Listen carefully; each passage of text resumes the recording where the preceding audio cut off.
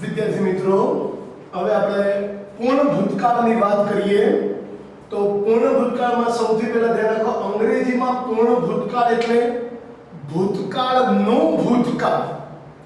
ભૂતકાળનો જે ભૂતકાળ હોય એમાં પૂર્ણ ભૂતકાળનો ઉપયોગ થાય. બરાબર સમજો. જનરલી આપણે નિયમ પછી જોઈએ છીએ પેલા વાક્યો માટે. આની વાક્ય રચનામાં પહેલો કર્તા આવશે, પછી હેડ આવશે, કર્તા પછી હેડ આવશે, ક્રિયાપદનું ભૂતકૃદંત, કર્મ અને પછી બાકીની વિગતો. હવે જો અહીંયા મેં વાક્ય લખ્યું છે અમે પુસ્તકો ખરીદ્યા. આ સાદો વર્તમાન કાળ છે. તો આ સાદો ભૂતકાળ છે. બચાવો, આ સાદો ભૂતકાળ છે. We bought books. અમે પુસ્તકો ખરીદ્યા. We bought books. આ સાદો ભૂતકાળ. અમે પુસ્તકો ખરીદ્યા છે પૂર્ણ વર્તમાન કાળ. તો we have bought books. We have bought books. અમે પુસ્તકો ખરીદ્યા ભૂતકાળ. ખરીદ્યા હતા પૂર્ણ ભૂતકાળ. તો we જો પેલો કરતા પછી had, we had bought books. ટેન્सेस સમજી લો બચ્ચાઓ. અમે પુસ્તકો ખરીદ્યા ભૂતકાળ. ખરીદ્યા હતા પૂર્ણ ભૂતકાળ. ખરીદતા હતા ચાલુ ભૂતકાળ. ખરીદ્યા સાદો ભૂતકાળ. ખરીદ્યા સાદો ભૂતકાળ. ખરીદ્યા હતા પૂર્ણ ભૂતકાળ. ખરીદ્યા સાદો ભૂતકાળ. ખરીદ્યા હતા પૂર્ણ ભૂતકાળ. બરાબર. તો આ સાદા વાક્યો, માનો કે સિંગલ વાક્ય આપણે લખવું હોય તો આ રીતે લખાય. દાખલા તરીકે તેણીએ કપડાં ધોયા, સાદો ભૂતકાળ. પણ તેણીએ કપડાં ધોયા હતા પૂર્ણ ભૂતકાળ. She had washed clothes. She had washed clothes. તેણીએ કપડાં ધોયા, સાદો ભૂતકાળ. ધોયા હતા પૂર્ણ ભૂતકાળ. તેણીએ કપડાં ધોયા, સાદો ભૂતકાળ. ધોયા હતા પૂર્ણ ભૂતકાળ. She had washed clothing. દાખલા તરીકે મેં કપડાં ધોયા હતા તો શું આવે? I had washed the clothes. I had washed clothing. તમે કપડાં ધોયા હતા. You had washed clothes. તેણે કપડાં ધોયા હતા. He had washed clothes. રાજુએ કપડાં ધોયા હતા તો Raju had washed the clothes. Raju and Shyam had washed the clothes. તો આમાં કોઈ બીજો ફેરફાર થવાનો નથી. આપણે બીજા બે ચાર વાક્યો જોઈએ. દાખલા તરીકે તેણીએ મને અંગ્રેજી અથવા તેણે મને અંગ્રેજી શીખવ્યું તો ભૂતકાળ. શીખવ્યું હતું પૂર્ણ ભૂતકાળ. શીખવતો હતો ચાલુ ભૂતકાળ. શીખવ્યું સાદો ભૂતકાળ. શીખવતો હતો ચાલુ ભૂતકાળ. શીખવ્યું સાદો ભૂતકાળ. શીખવ્યું હતું પૂર્ણ ભૂતકાળ. તો he had taught me English. બરાબર. દાખલા તરીકે આપણે બીજું વાક્ય લઈએ. તેણે અમને પુસ્તકો આપ્યા હતા. અમને પુસ્તકો, જો બચાવો, આપ્યા ભૂતકાળ. આપ્યા ભૂતકાળ. આપ્યા હતા પૂર્ણ ભૂતકાળ. આપ્યા ભૂતકાળ. આપ્યા હતા પૂર્ણ ભૂતકાળ. આપતો હતો ચાલુ ભૂતકાળ. ચાલુ ભૂતકાળમાં આપણે was giving એવું લખતા. અહીંયા તેણે અમને પુસ્તકો આપ્યા હતા તો he had, જો ભૂતકૃદંત given, પહેલા કર્તા લખ્યો, had લખ્યું, ક્રિયાપદનું ભૂતકૃદંત લખ્યું, કર્મ પુસ્તકો આપ્યા હતા, અમને આપ્યા હતા તો he had given us books. Us books. માનો કે કોઈ વિદ્યાર્થી books અહીંયા લખે અને પછી us લખે તો to us લખવું. બરાબર. He had given us books. અથવા બીજું વાક્ય આ રીતે બને જો. He had given books to us. કર્મ વિભક્તિને જ્યારે એકલી પાછળ લખીએ ત્યારે આગળ ટુ લખવું પડે. તેણે અમને પુસ્તકો આપ્યા હતા, પૂર્ણ ભૂતકાળ.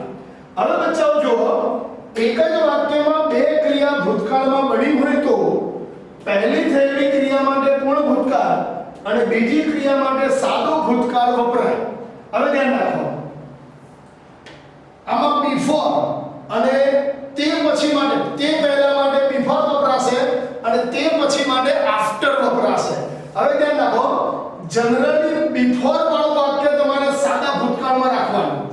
યાદ રાખજો બચ્ચાઓ, આ before પછી સાદો ભૂતકાળ, before પછી તમારે સાદો ભૂતકાળ જ લખવાનો અને after વાળા વાક્ય પછી તમારે લખવાનો પૂર્ણ ભૂતકાળ. બસ આટલું યાદ રાખશો એટલે આ વાક્યમાં ક્યારેય મિસ્ટેક થશે નહીં.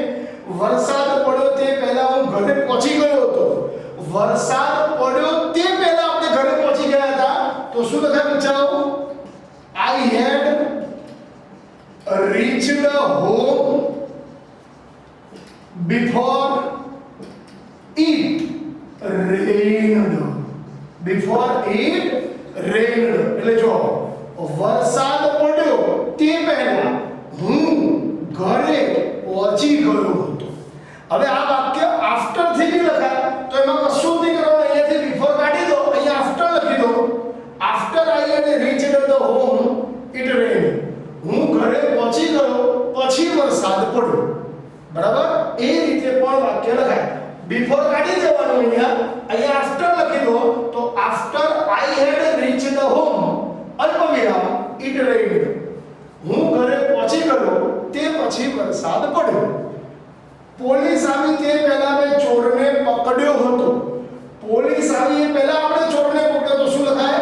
આઈ હેડ પકડવાનું catch, કેચનું ભૂતકૃતન caught the thief before the police came. જો before વાળું વાક્ય સાદા ભૂતકાળમાં અને એના સિવાયનું વાક્ય આપણે પૂર્ણ ભૂતકાળમાં લખ્યું. બીજી વાત બચ્ચાઓ, આમાં બી તમે આફ્ટર નો ઉપયોગ કરી શકો. અહીંથી before કાઢી દો અને આફ્ટર લખી દો. After I had caught the thief the police came. મેં ચોરને પકડ્યો હતો તે પછી પોલીસ આવી. બરાબર? આગળ શિક્ષક આવ્યા તે પહેલા વિદ્યાર્થીએ રૂમ સંઘાર્યો હતો.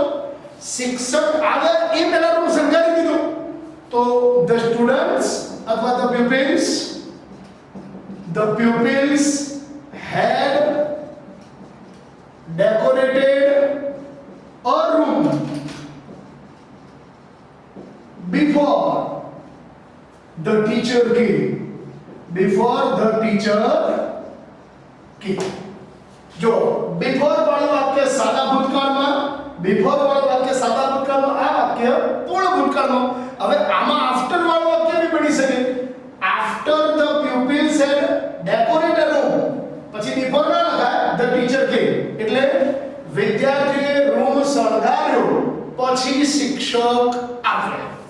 ઓકે, એ વાક્ય રચના પણ સાચી છે.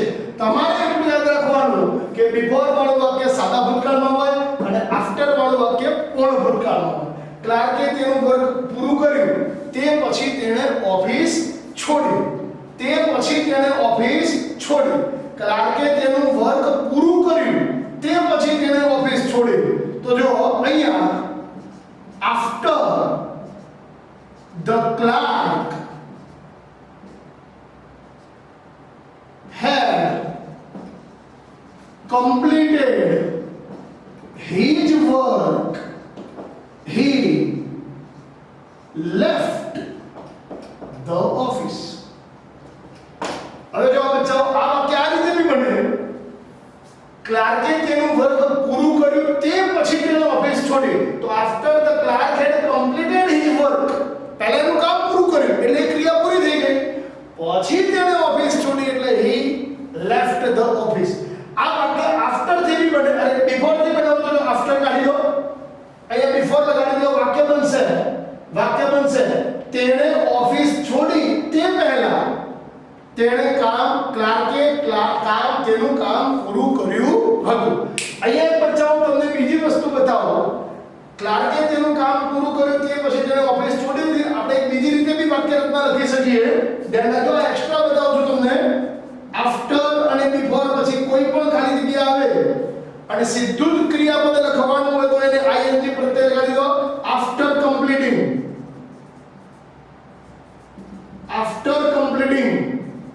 his work, after completing his work, he left the office.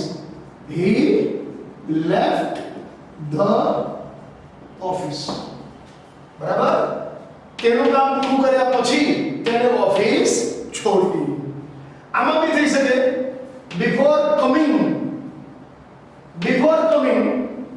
the pupils had decorated the room.